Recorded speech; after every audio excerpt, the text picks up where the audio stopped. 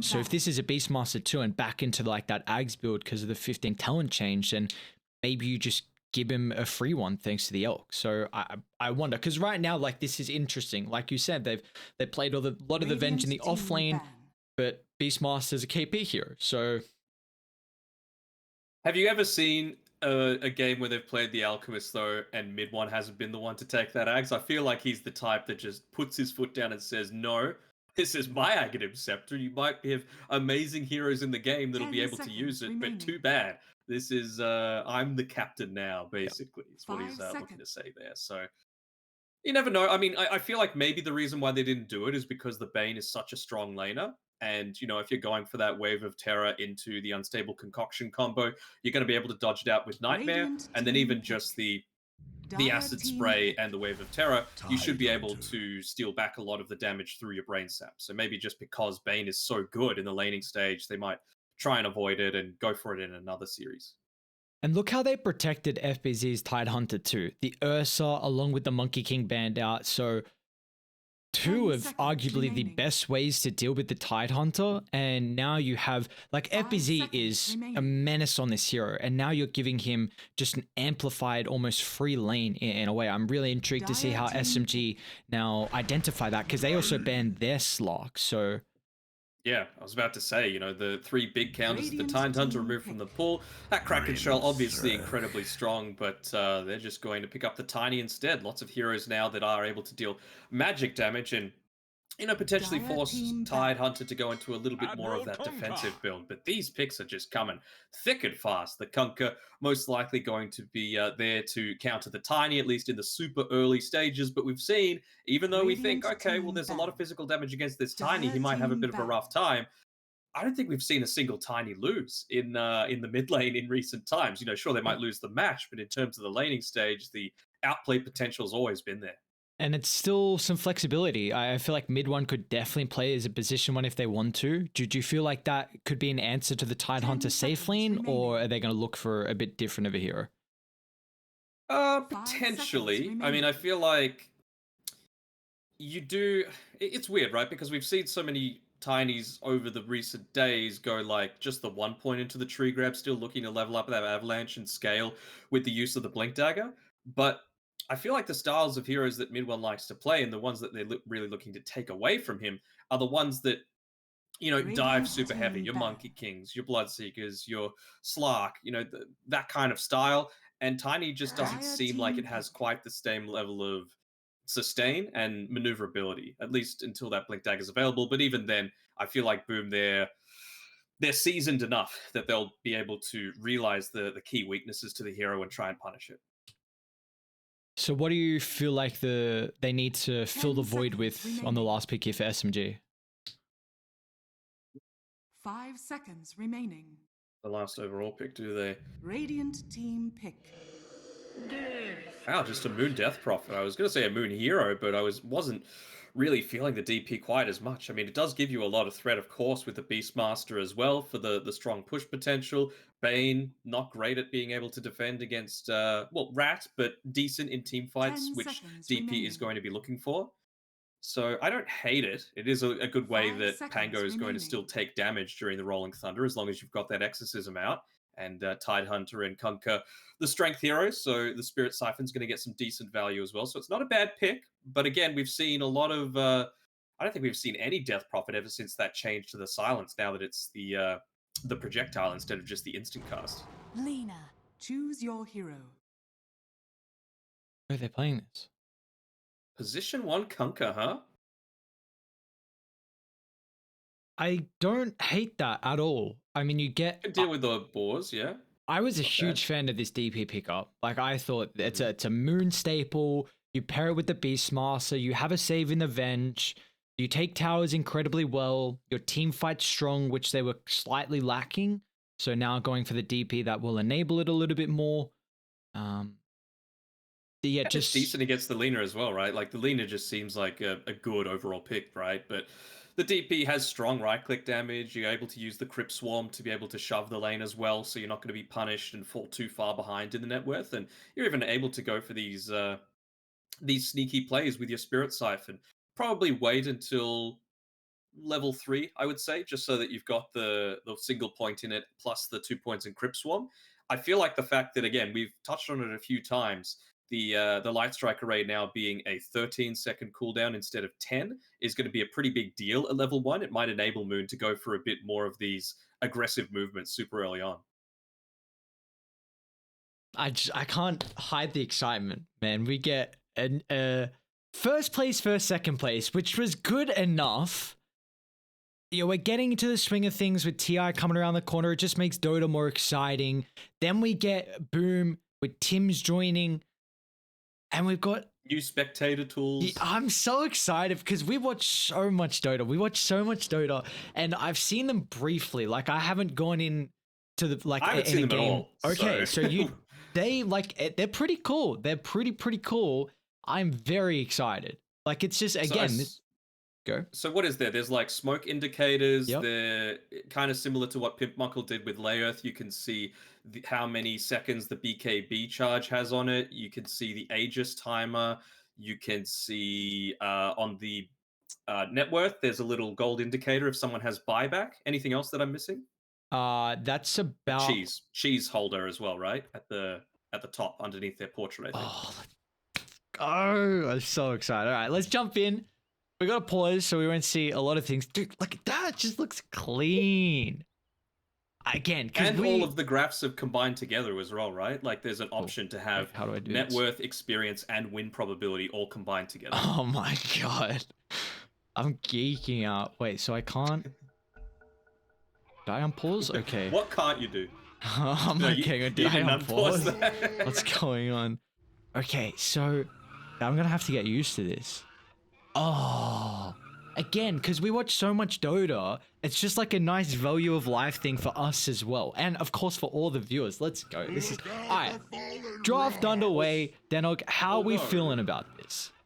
Are you stuck on seeing just the Bane's portrait? Yes.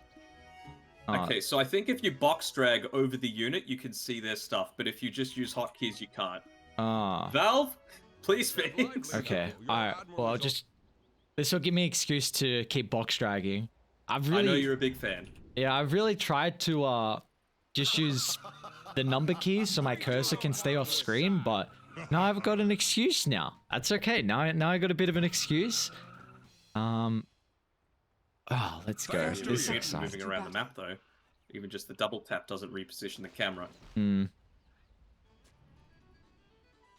Alright, how we feel about this? Because we get the exciting, Moon staple with the Death Prophet, a hero that we haven't seen too often with the recent changes. But then Boomer also pulling out a Conquer as a position 1.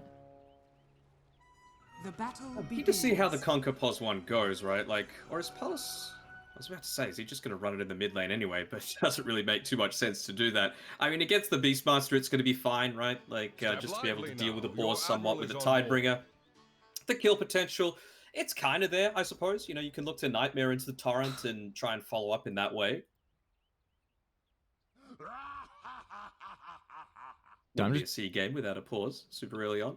We're seeing Tim's Pango as well. Always a treat. Yeah, we saw... It's something that Boom... Okay, this is going to be really awkward, actually, to get across the map. This is something that... You. Yeah, far out, okay.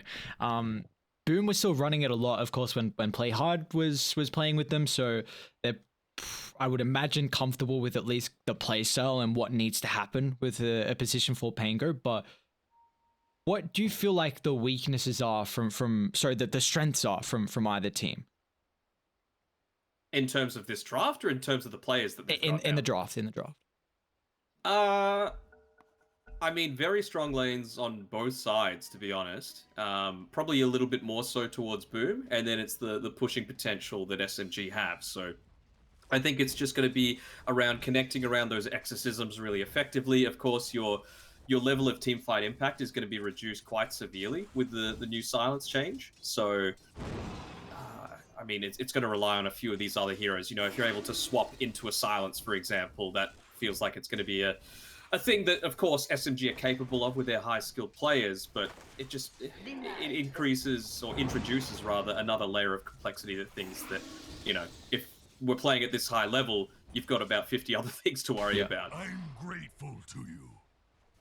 Is there key components then from Boom that they need to have a good lane to prevent the push early? Like, are we going to keep tabs on Tide potentially, or the Conquer to be that real staple defender?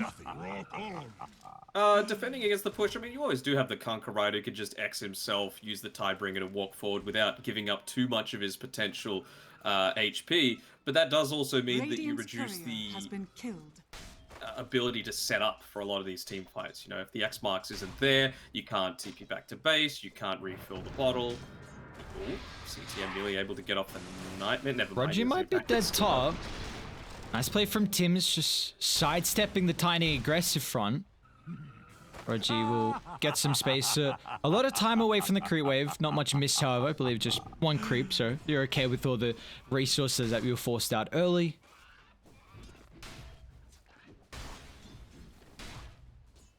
He is a big fan of picking these, you know, position 5s that can work as a pos 3 as well, though, isn't he? You know, we've seen the Venge, we've seen the Tidehunter once, I believe. Pango, of course, is a lot more common. Same sort of thing with the Bloodseeker.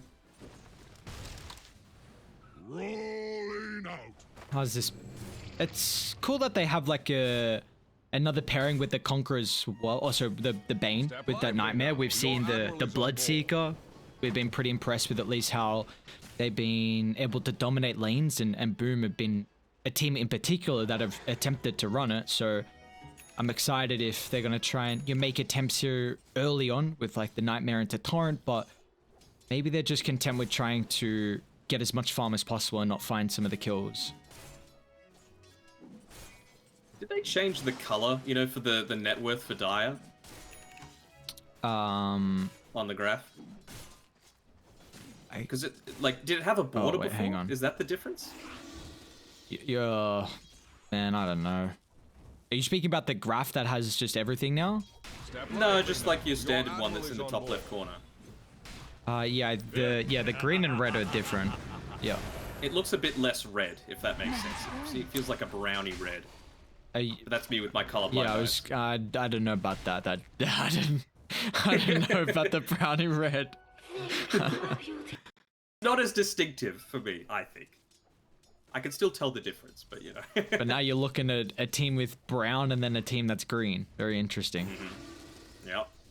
Go team brown. It just doesn't work as well. Like it's either green or red. You can't put a brown in there. I'm intrigued how mid one's gonna play the Tiny, because we've seen Tino have exceptional performances lately. I think he's played it twice now through the groups. He's really liked the still maxed out Avalanche instead of putting more points in the tree grab and an early blink, as Tim's will end up falling. Moon the first to find first blood. 3 points Crypt Swarm, plenty of damage.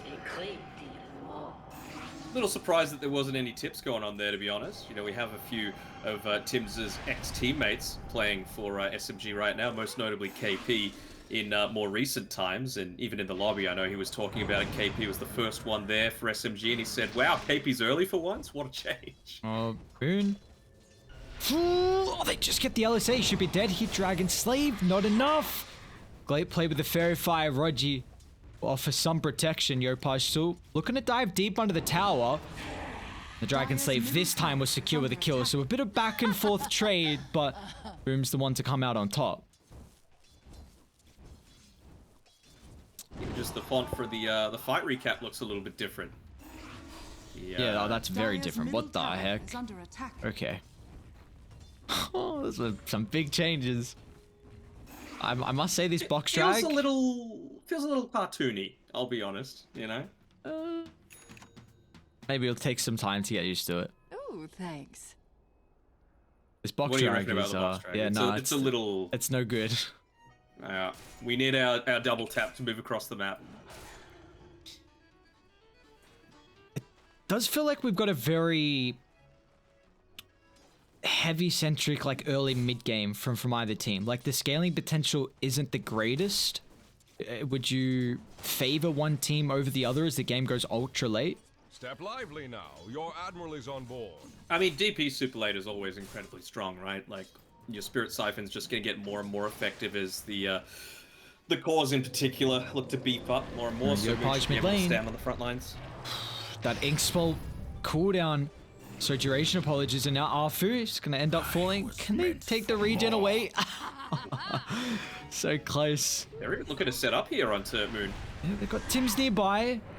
Yopai's already used the Laguna Blade, but it looks like his damage is still ramping up thanks to the early levels he's been able to find, so they'll turn back on Roji instead.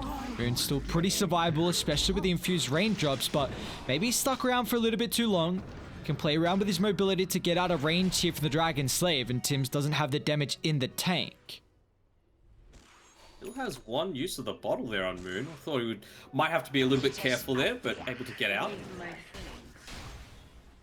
Even just looking to prioritize heavily onto Moon. Multiple bottle refills, getting a salve in onto him so that they can look to make a bit of an aggressive movement here. They've got the Exorcism at the ready. It's going to be Afu running into Yopaj first, and he'll catch him. That's a big streak to find as well. The smoke as well. They're going up top. They want to try and catch FBZ. Oh, they're going back? They back up. They want the stacks. Okay. Won't close the distance on Tim's, or will they? Arfu. Inkspell still on cooldown for a bit of time. But this is triple, I believe. Yeah. If you're able to take that away, that's a lot of potential that the Lina was hoping for her early scaling, and suddenly removed from the equation. Oh, they do have Powerless that is farming very well, however. Top of the net worth. And he is a hero that can farm at a rapid succession. We've seen the likes of Mamang Dyer. Whenever he's playing it on the Conquer, it just gets incredibly farmed in the mid lane. And he's already got the maxed out Tidebringer, so Palace is going to be loving life. And they might look to use the first boat of the game, KP. Oh, just a connection back at the nick of timing. It was a nice attempt there to disrupt that with the Roar. It does have some reinforcements coming over mid one. First rotation of the game. Swapped it out for that max avalanche as well. So with the burst, we'll get their own rebuttal on CTM. Pretty happy with that though. FBZ, he's still just up the top here, slowly farming it out. He's gone a little bit more into the magic resist. Still has to just wait for the cloak portion to come out for that Hood of Defiance, but he's going to be able to withstand against a lot of the damage coming out from the Tiny and the Grimstroke in particular.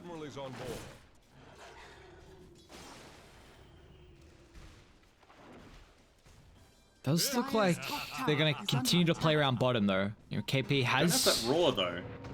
Yeah, they got good wards in the vicinity. They feel like they're super strong, especially with Moon showing up. I've got the Exorcism at the ready.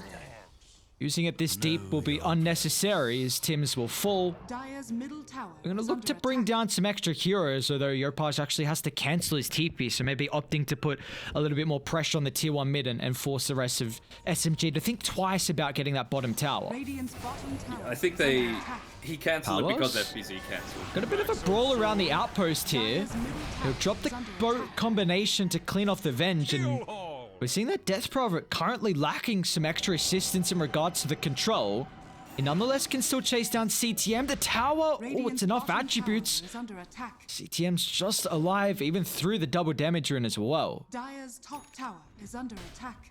Nicely done. They will end up trading towers, but I think when you're coming up against this Beastmaster Death Prophet draft, we still have yet to see an Exorcism at the 10-minute mark. That Boom are very happy for this kind of train to be happening. I think it's... Now you can even look to farm as well on fight on FBZ. He's got the Ravage at the ready. He'll look to farm out this next wave and then join with the Hood of Defiance to try and make a counterplay happen. If you're able to take away SMG's mid-tier 1 tower, you're in a really solid spot. Yeah, that was the point I was just wanting to bring up here. The fact that FBZ's been getting a lot of alone time, and I think we're going to have a huge fight around the mid-tier 1 tower with that first use of the Exorcism. So the fact that FBZ will be ready to join is really important here for Boom. And he's just prioritizing his survivability right now. A lot of the times you see these Tide Hunters, if they're left alone, you say, oh, I'm alone, I'm getting all this farm, let's just go Anchor Smash to make sure I'm able to take it really quickly. But not needing to do so. You know, he's gone into the Kraken Shell realizing that he is the real linchpin of standing in on the front lines to be able to withstand a lot of the early barrage that's going to come out from SMG. Dire's middle tower is under attack. Rolling out. Do you like that mid one's going Shadowblade this game instead of the Blink? You know, I know the only position 1 Tinies that we have to go off has been Tino, and he's been going Blink every time. They're denying the mid 2-1 tower. Dire's middle Shadowblade, tower has it's been okay, denied. right? The attack speed on a Tiny is always good, I suppose, and it just gives you another way to be a little bit more physical damage oriented. Radiant Not exactly that you scanning. want that to be the case, though, you know, Step when you're lively coming now. up against a Your Tide admiral is Hunter, on but board. maybe just wanting to go a little bit further into this objective taking potential that SMG have kind of opted to go for with Bottom their draft. lane. Boom. Making a rotation down. They want to take the fight as Moon's going to try and charge up the ultimate. They're prioritizing the Death Prophet at the moment. Is she survivable enough to go through all the ultimates? The answer is no, as now they can turn the Fiend's Grip still at the ready as they're locking any escape avenue for KP. As Boom bring the numbers, they bring the fight, and they take 3.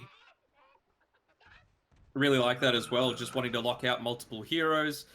Bane being able to get the initial setup with the Nightmare, comboing it together with the Ravage, and then everyone just turned all their attention over to the Death Prophet, realizing that, you know, it's only level 1, but you still can't let Moon run rampant with all of that exorcism damage coming through. So that's a lot of their early aggressive potential now removed for SMG, and they were just going to go back and continue to farm. Why not? I think it's huge the fact that we haven't seen any conversions with this exorcism just yet. And the fact that Boom they found the tier 1 tower mid first before SMG did with a Beastmaster and a Death Prophet. And a Tiny going into this, you know, heavy right-click style with the Shadowblade. I do like the Shadowblade though, in regards to, like, he's gonna build it into a Silver's Edge as the game goes on. Like, you want that against the Tide Hunter. It's great and all, but we are still seeing the lack of initiation, and earlier on for the first like 7 to 10 minutes they were just chasing heroes almost mindlessly and weren't able to kind of lock them in place. So I wonder if an early Blink would have changed that issue they had. Especially when you've got a Beastmaster on your lineup, right? Like, he's giving you so much information just through having the Hawk available for them. Able to get the solo pick off onto Tim's though, so good use of the Shadowblade there to be able to enable that. But he actually ended up tossing him up as he was mid-air for the shield crash, so he didn't get the minus reduction there for the damage. How's KP going on his timing? I still gotta use the map. Okay, so starting to work on the Vlads, his lowest net worth out of all of the cores at the moment. Man, take a look at how Radiant have warded around the bottom outpost too. Is this just the recognition that SMG are wanting to fight nearby, and Boom feel pretty content with take those engagements if they have wards, I imagine? I would say so, so I'll just hold on for a second while they look to make a kill attempt here. Happen to Arfu, dodges out the Torrent, and it's actually the Inkswell that might end up connecting onto Palos, but I think this should be a pretty easy cleanup here, although he's trying to make it take as long as possible. Did they just get a D-ward? Was that Observer Ward always there? I feel like it was pretty recent. But anyway, the triple Illuminati wards, I feel like that's just for the purpose of, you don't really care about the top tower too much. So you want to make sure that you're just playing around this bottom side of the map as much as possible. They don't have super strong ancient takers. Like, Kunkka could do alright, Tide Hunter's alright at it. But they know that mid tower, bottom tier 2, that's where SMG is still going to look to force, because more likely bottom tier 2 because of the glyph potential, right? Like, you don't want to have the glyph refreshing super early on and preventing you from getting more map control around that outpost. So if Boom are able to protect that, they're in a really good spot. Palos might be in trouble top. See if they have the damage in the tank. Turn with the armor toggles. Uh-oh. They're turning. They're too close to the tower here, so here come the numbers. A swap away, still Fiend's Grip's out. There's a little bit of damage mitigation, but they're just going to overwhelm SMGs again. All of the ultimates flooding on top of them. And Palos gets away. He skips away back towards the base at about 30 HP. So he's loving it. What's even Tim's going for his itemization? Into the Spirit Vessel, fantastic of course against the Death Prophet, if you're able to time it so that it's after that Yule Scepter gets popped, or can even look to force an early Yules as well. This new network thing is very cool. So Radiant have 7 levels advantage, apparently. Across the board, yeah. Wow. Oh, Robot, Tim's. I can't get out of the graph. Okay. No, it gets personal.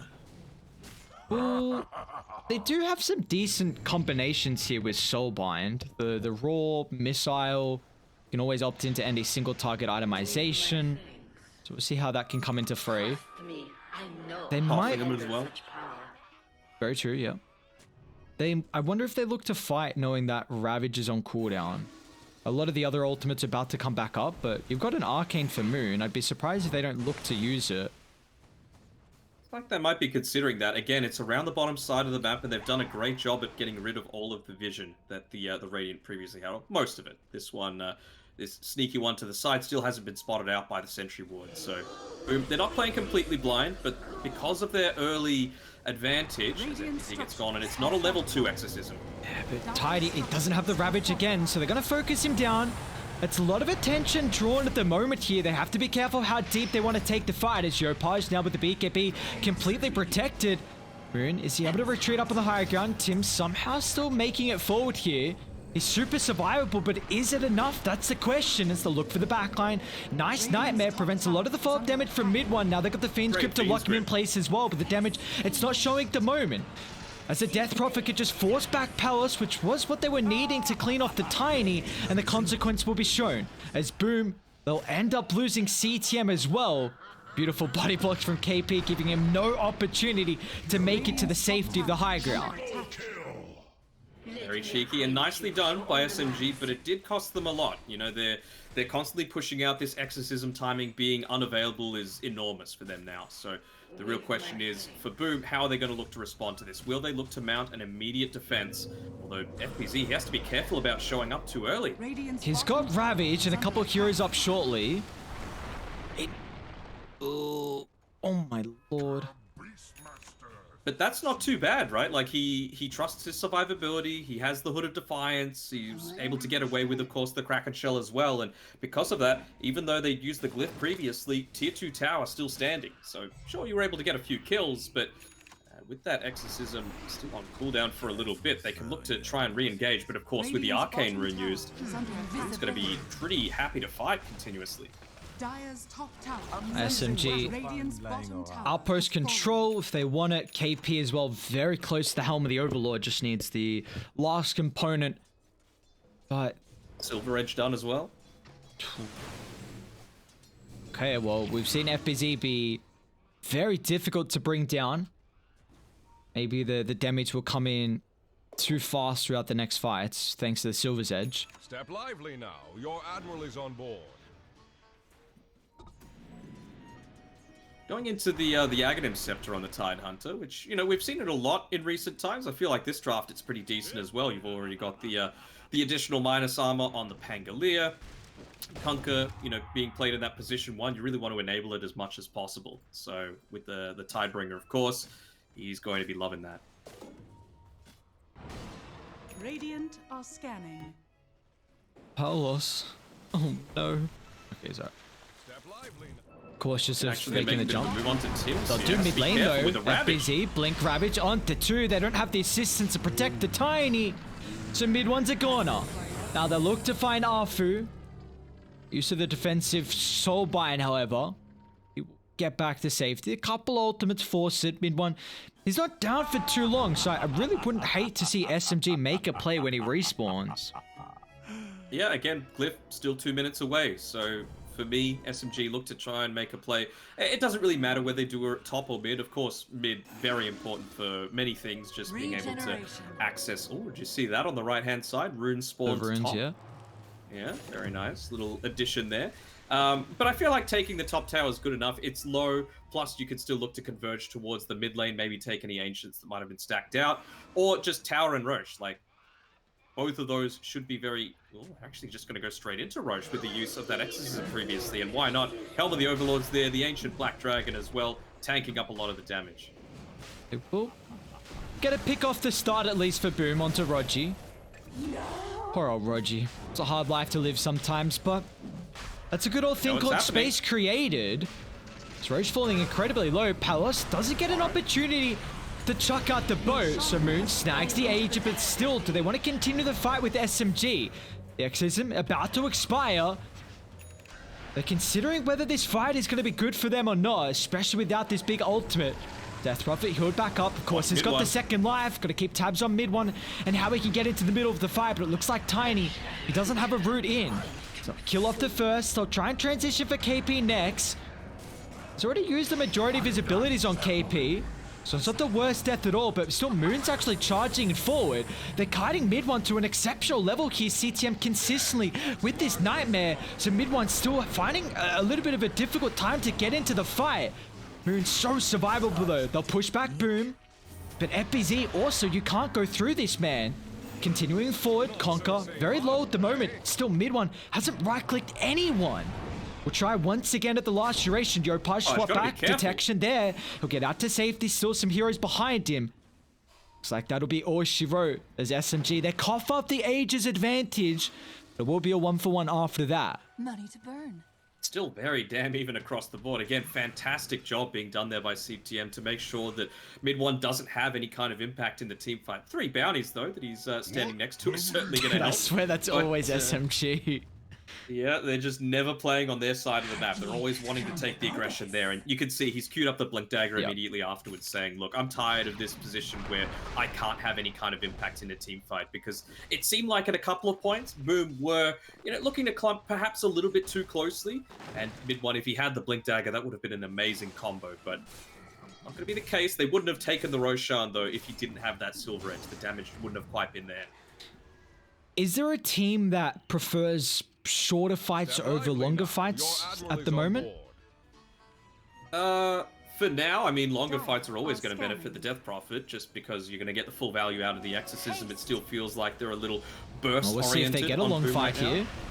FBZ have caught out KP. Look at the tail end of Roger as well, just that vision. And also try and get the outpost before the minute mark. A little bit too late there, so no hefty commitment in ultimates for the 2 pickoffs. And I feel like it's going to get probably even a little more SMG oriented for the long fights once it gets later on. Like mid one, he's going to have, he's got the Blink Dagger now, but he's going to have that BKB. He's going to have his Aghanim Shard, so he can just stay in there and continue fighting forward. Whereas you compare that to Boom, I mean, Super eventually, like a Refresher Orb on your Tidehunter, of course, is going to be able to save you. They're going to try and off FBZ. We'll see how much the Silver's Edge gives them the opportunity to kill him off, and through 1 stun lock, that's plenty of damage. So FBZ, no assistance, and well, CTM was kind of hanging around in the area, but he will be penalized as well for his position. So that's a couple of pickoffs for SMG. Protecting their Observer Ward as well. You can see it's kind of the mirror image of what we saw in the early stage, realizing that, okay, well, the Roche matchup probably went a little bit better for Boom than SMG were expecting, but we don't want to be losing any kind of tier 2 objectives. So that second Roche, which is around that Aghanim Shard timing, is it feels like it's going to be so impactful for the game state. Radiant's middle tower has fallen. Wonder if SMG look to wait for level 18 on Moon. It's 1 away. Trying to see if there's any other levels or item timings. KP's picked up Helm of the Overlord. Actually gonna look to defend bottom. And mid one has TP'd into the tower, so SMG will have all 5 here. And it's around their vision as well. KP, he's even got the dive bomb on the Hawk. Moon looking for the charge up. Exorcism committed. FPZ's the target. They need the Silver's Edge to bring him through, but the backline mid one will clean off the Bane, so no CTM for the fight. The Ravage pretty much wasted as well as Moon charges on full through the protection of the BKB. So that was all before the level 3 in the Exorcism as SMG take a solid fight. As well, mid one. Mid one's going it back again. Yopaj doesn't have mana for Laguna, and he's also TP previously, so he's going to be forced to just stand his ground and man fight and hope for the best.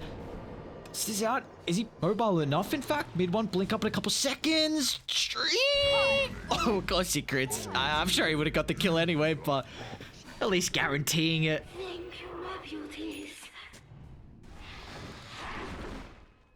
Is that how you'd want to go? A tree being hurled at your face? Ooh, no, I'm good, man. That doesn't sound like the top of the list way to go. Tim's... Okay. Dude, imagine just this huge rock man running at you. Somehow he's holding a tree that he can just launch from across the map. Radiant's middle tower. He's describing my nightmares. Mid one, he's realized how much of a threat CTM is here with all of his team fight control. It feels like Skem has always been focusing onto mid one's tiny just to prevent a lot of that right click damage coming out. He is still like, look at how many hits the tower takes to be able to go down. Like that's 4, 5. It'll only take about 8 total. So the fact that he's able to take out the Bane, nullifies the nightmare impact that, of course, we've seen being used to remove the tiny from the team fight. But even if he is in the middle of the team fight and you're not able to get that combination off, it's the Enfeeble that's doing so much work here as well. So really good at recognizing that Bane is the linchpin for Boom's lineup right now, and immediately removing him from the equation means that SMG are in a good spot.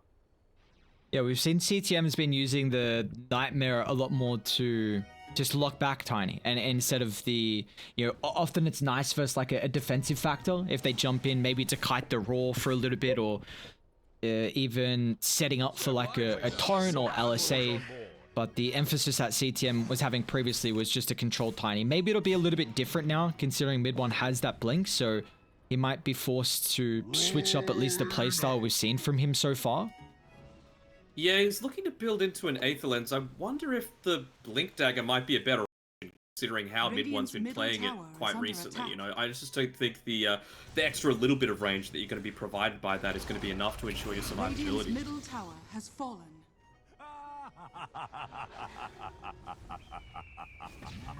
Dude, the time bomb.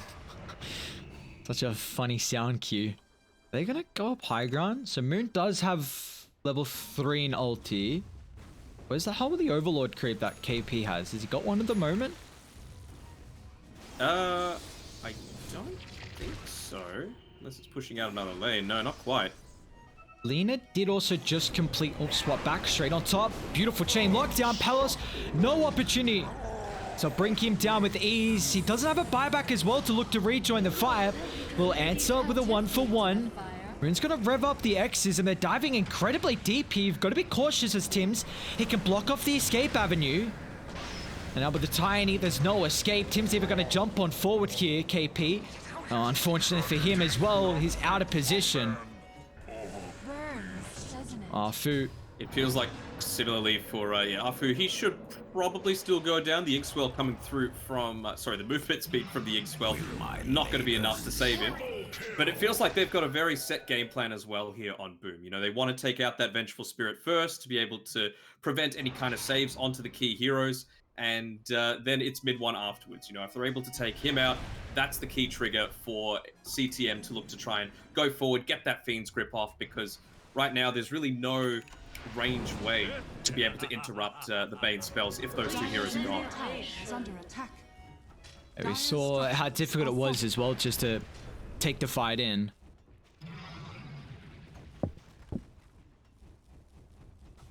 Even looking to hug the trees on the top side.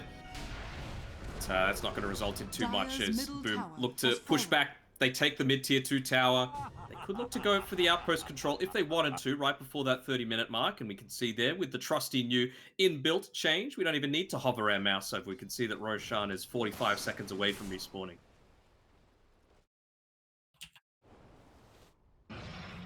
All these new AI changes makes our life so much easier.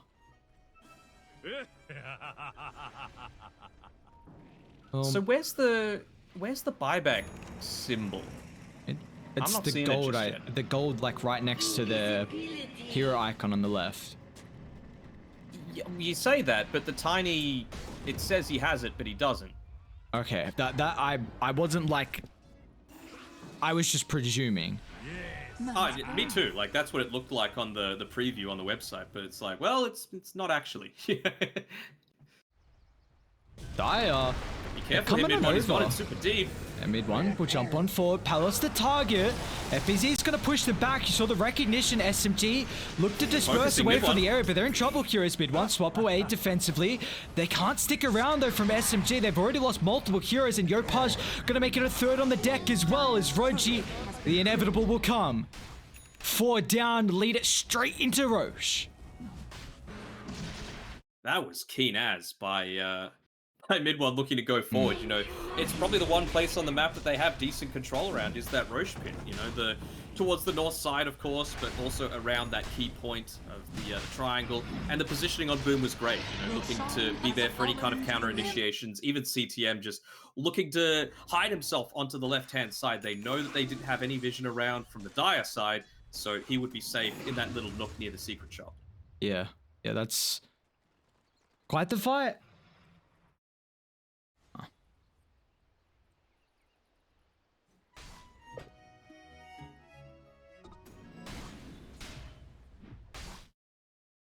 I'm not gonna lie, I'm not quite sure what's going on with the microphone. I'm not sure if it's just you, like if it's just me on my side, but I can hear you sound a little robot. I'm not sure if it's coming through like that on stream or not, but if it's just for me, I can deal with it. Let's hope that's the case. I've got no frames dropped, no nothing like that, so it's not like it's an internet issue. Is under attack. Dire's top tower is Oh, under they're doing their best to try and cut the waves right now, and you can even look and see the little Aegis symbol now flaming underneath the Lena, fitting. But KP's done his best to throw the Ancient Thunderhide there to try and keep the wave shoves out a little bit so they're not losing too much map control, but still, tier 2 mid, was already taken.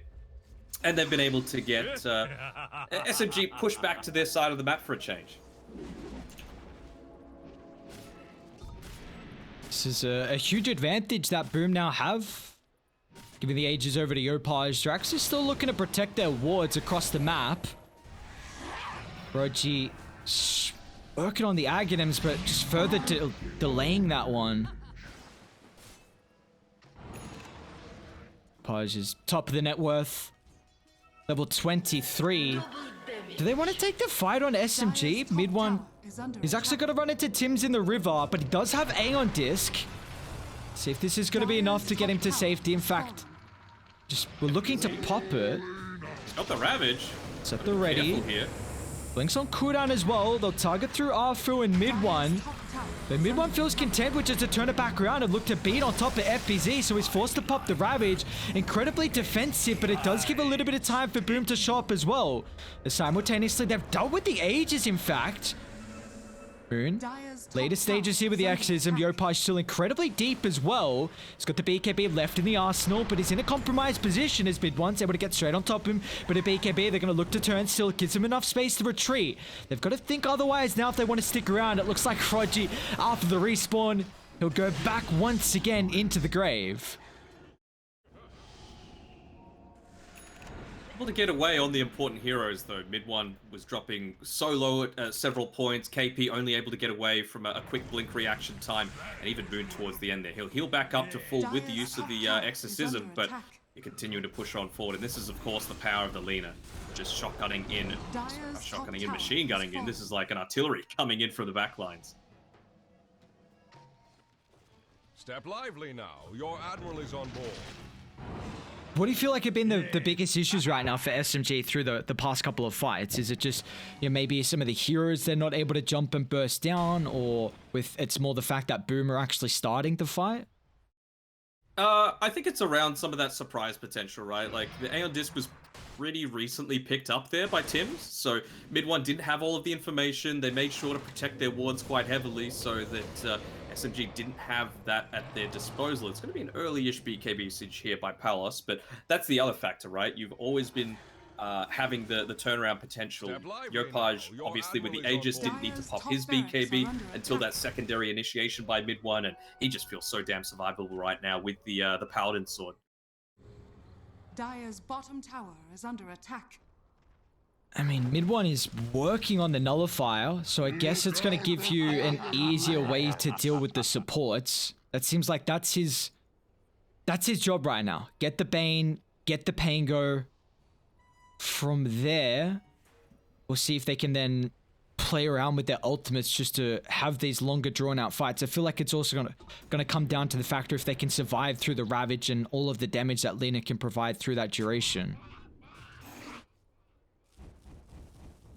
Yopaj This is what we were expecting, though. You know, it's 36 minutes in, but it feels a lot closer than a 10k lead right now. That still feels like SMG could look to come back at any moment in time. Illusion. Had a pretty rare instances, though, where they've been able to use the exorcism to deal that collateral damage. You know, if they're pushing forward around some catapults, you can't really go through the Death Prophet to try and deal with them. And all the while, your base is starting to melt as well. So I think that's going to be the key thing that SMG are going to be looking for in the next little bit of time. How can we get on the offensive, especially considering they were able to reclaim the Aegis? Do you feel like SMG will have a way to maybe blow up Yopaj? Because he seems to be the biggest issue right now. Well, mid one, super far on the front line. They Nice just swap. get the swap away. What a timing on Roji's Venge. So mid one's outie. Afu will just make it as well, but that was a whisker. Anything closer and mid one was gone. Looking to immediately Oh. smoke up afterwards. That's the refresher orb as well, completed by FPZ. They won't be ready for this. They're not They're not going to be ready for this at don't all. know. It might just pay them. Oh no, Beastmaster targeted. KP's in trouble. There's no follow-up at the moment. Yopaj is being pushed to the backside. So Moon's going to rev up and look to force back the Lina. They haven't been able to lock onto a target just yet. But the massive amount of buybacks looking to rejoin the fight here is Boom. Can they further back their positioning? Palos won't have this opportunity. A BKB's already been expended. Moon's going to continue to jump on forward as well. Yopaj, he's not sieging into anyone though. The machine gun not going to work. And SMG, they don't give a damn about the second Ravage. I mean, Moon finally able to get some solid impact out of that exorcism. He brings him up to level 24 as well. So level 25 nearly available there. Doesn't really matter what he looks to go for. The exorcism spirits, the spirit siphon, replenish time, both are going to be so effective for these prolonged team fights, which it feels like SMG are really looking to go for. You know, like I said before, it is feeling a little bursty right now on Boom, and they've been executing it pretty well. But you're always going to have that Tiny who's able to go in, get the couple of hits off with the Echo Saber, then retreat back a little bit and do it again in another 10 seconds. Same sort of deal with the Grimstroke now. Afu, he's got his Aghanim Shard on the Inkswell, so that secondary initiation could look to come through in time together pretty damn well. They feel incredibly strong, it seems. Moon's still without the exorcism, but they push hella fast with this Aghanim shot on mid one, and they do not want to force the buyback. As well. Even just preemptively casting the Inkswell to make sure that if anyone does look to try and initiate onto him, the stuns are going to be useless. Tim's going to charge up, focusing down Moon. Yopaj on the backline, but he didn't pop the BKB to the last second. So Moon was able to get out to safety, and meanwhile, mid one is just going to town on the backline here. The Soulbind won't give them the opportunity to retreat. Now they've got a buyback available to rejoin the fight, but they've got to be cautious how long they stick around. Because Moon, he's got EXO up in 30 seconds. They might look for a double back. FBZ Ravage in 20 as well. Gotta be cautious here, Boom. You don't want to go back in, and it looks like it's all Moon. A jump in, trying to target down CTM. There's no extra stability coming through. They'll clean off the Bane. Another double back, smoke on the back line. Exorcism up in 10 seconds. They need the swap, they won't get it. And wisely enough, the rest of SMG are looking to back out as well. Are they? I don't know if fake back is the right choice. You've got the Ravage and the Refresher Shard available. If they can kill FPZ, that's a lot of their turnaround potential. They have to put BKBs instantly because FPZ, no! Avot's not gonna matter! Toss up, double Ravage isn't enough to keep Yopaj alive. He's gonna turn! Somehow the lead is still living! Yopaj finds 3, but now Boom! They've got to reset. It was Moon being back in the fray. They'll be able to get back to safety. A heavy commitment for that fight, but they don't have Lina for 110 seconds now. As they're aware of this. Mid one's gonna buy back, swap straight on top of FBZ. They've got the Silver Jet to break. They got the damage to go through. A buyback's available, but what can FBZ really do? I mean, he doesn't have Ravages here for this fight. Are they going to go in mid one? Maybe going on to the Vengeful Palace, Spirit here. can you kill him? Wait, Conker's got BKB, 3,600 health. I don't know if that's the target you want to go for. But they've got big issues right now as Arfu just consistently leashing multiple heroes together and there's no escape. A dieback for Tims and all that stands between are 3 heroes on Boom and tier 4 towers. Still got mid one. He's level 25. Another attempt. Avalanche cooldown. Can they get the Nightmare off? Fiend's grip from fast. CTM instantly cancel. Palace is going to target it down. The Conquer is going to buy back. Will look to rejoin. There is holding the lines at the moment. They've got Lena up in 50, but that's such a long time. Yeah, you don't want to go for Megas. I think like they're just trying to end this game here. Get another pick off. Mid one. He's going to be forced to back out though. He's a little low on HP. Maybe feeling somewhat scared. 60 seconds away from the exorcism. I don't feel like he could commit with the Tiny with this Vengeful Spirit still on the sidelines. We got Ravage in 50, Exo in 50 as well. He's been playing so well. This is going to be so huge on CTM with their Nightmare tricks. We've seen how they're just forcing the backline and not really giving them an opportunity to get any damage out. They have to get out, I feel like. Lena's up soon. Still though, they've got 2 lanes of racks picked up. It's a 1k net worth lead still in Boom's favor, even after all those buybacks being used. But I feel like you're very happy with how this game's gone if you're an SMG fan. And yeah, again, the only thing holding them back from trying to end that game right there was mid one. Trying to... it was a little low, only on 20% HP and mana. He needed to be there to further commit, and, well, there's a scan on the Roach Pit. They know what's happening, and it's smoke coming through from Boom. Refreshers up in 10. I think they need double Ravage. I think that's huge for these fights, Pelos. Early BKB, they'll clean off Frobji. There's the first Ravage. Roche, they don't have to worry about this with the health pool it's out at the moment. They'll kill off the illusion. Now with the exits and move instantly straight on top of the backline. They're trying to focus down the Lena, but he didn't get the second Ravage off. So now Yopaj is in trouble here. And Nightmare maybe giving an opportunity to retreat to safety. Mid one is already committed with the blinkers too. All be okay, but I mean, it's a 1 for 2. So what's happening to the base? Okay, 1 tier 4 down. Still Roche. It's the grand prize here. Third one of the game. They've wasted Exism. Dude, you've got to be cautious of your base though. Like maybe someone could just TP in an end. Ready, they do have Glyph. A jump in instantly. Can they burst through Palos? He's tanky, but I don't know if he's going to be tanky enough. A dieback for the Conquer.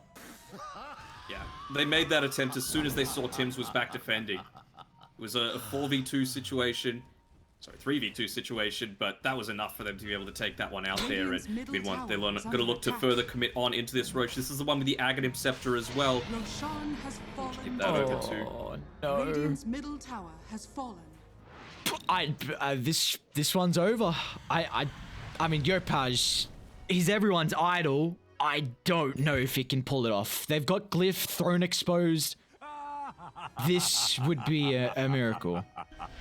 Does anyone have buyback right now? No one in the entire game. Okay, I was thinking just for Boom, but they're just going to walk on forward. You can start whacking away at that ancient. And you're going to have to make an attempt sooner rather than later. Swap back instantly on top of Yopaj will turn. It's an early use of the Satanic though. They'll look to control him through the BKB. Mid one's got too much damage. Without the Lena, your hopes are gone. And SMG, they'll take game 1, 44 minutes in. And just have a look at that graph as well.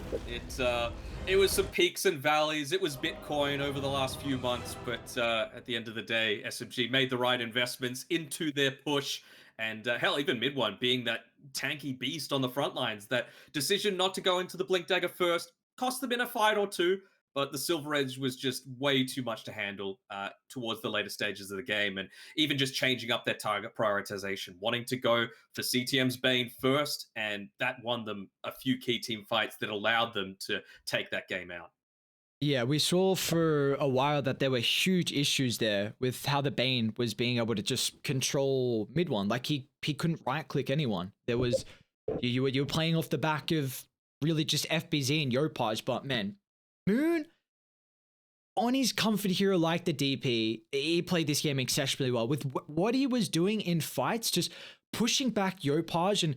And Lena's a hero that, yes, with your itemization, you can be surprised at how survivable you are and you can kind of stand your ground in man fight. But the DP didn't give her an opportunity. She just beeline, hunted the Lina, made sure she was right on top of her, and all Yopach could hit was DP, and Moon didn't care. He was so survivable. His itemization just meant that all of the rest of their cores were killing off the viable and really key components of Boom's lineup. And we just saw in a lot of the fights, yes, Yopaj went 19-6-9, but Moon, the clutch recognition of who he needs to focus down was so important. I feel like Arfu is there has to be commended. So many times he was able to space out with removing the effect of that Pangolier. You know, the Grimstroke isn't as bad of a counter as the Bloodseeker because at least you're not killing yourself. But, you know, the impact is there. He was able to lock in the Rolling Thunder. There wasn't as much crowd control as I'm sure Boom were hoping for from Tim's. And even just being able to get that Phantom's Embrace off a few times, stopping the Fiend's grip. He also was able to use the Inkswell time after time after time, realizing that, you know, this probably isn't the game where I need to go into an Aghanim Scepter. He talented towards the Inkswell minus cooldown reduction, so it was sitting at 10 seconds base, then going into the Octarine after that, so 7.5 second cooldown for something that lasts for 4 seconds and dispels you at the end of it, just enabled Mid One or Moon to continue pushing on forward. And eventually the damn wall had to break and SMG took it. The fact that this is only game one of our first best of two of the night gets me so excited for the more Dota that we're about to witness throughout the rest of the night. We'll send to a break, and when we come back, Boom, we'll be taking on Team SMG for our game two.